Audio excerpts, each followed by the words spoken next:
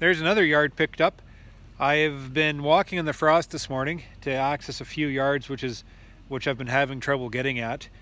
We've had a nice little rain. It's kind of hard to think about wetness and mud after such a long, hot, dry summer.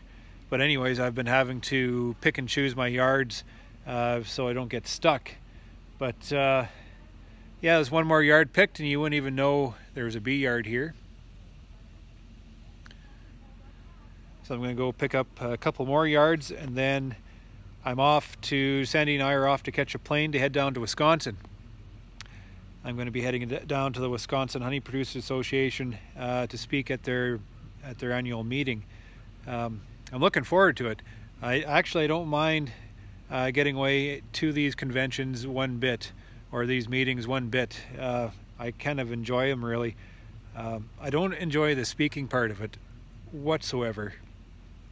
That part I'm still having trouble with, but I enjoy just interacting with the beekeepers all across the country. Like last year I was in Kelowna, BC, and then, you know, a couple of weeks ago I was in Halifax, Nova Scotia, right across the country, talking to a whole spectrum of beekeepers. And it's just, you know, beekeepers figure that they're tapping into me to gain perspective and some insight into things, and in actual fact, little do they know that I'm tapping into them just about, or more so, just to, you know, the perspective of other beekeepers and how they manage their hives right across this country is absolutely amazing. It's brilliant, really. Like, we're all doing the same thing. The basics are exactly the same with our hives, and that's kind of one of the tones that I'm constantly preaching about through my messages here. But just the way we set our operations up and set our hives up to be able to achieve what we want from them, and just to be able to target the bees' behavior, to bring out that absolute brilliance within the hives. It's just fascinating how every beekeeper sees things a little bit differently and manages things a little bit differently to these conditions. And you put it all together and you can paint a very clear picture of what these bees are able to achieve and what they're capable of. And then if we all understand these behaviors, we're able to exploit them a little better and manipulate our hives to be able to survive. And that's the whole, that's the crutch of the whole issue here, is how to keep our hives alive. I've always figured if we can keep our hives alive in this business, we're making money. It's just we're having that challenge now of keeping them alive.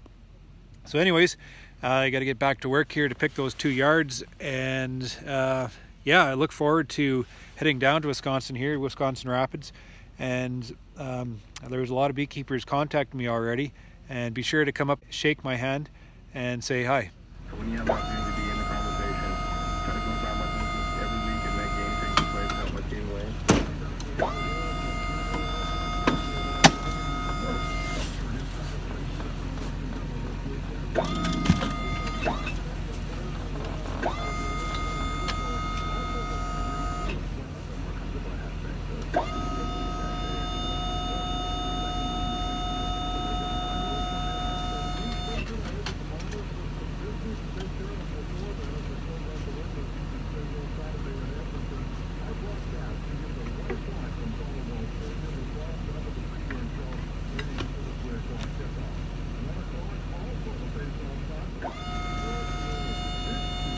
Go.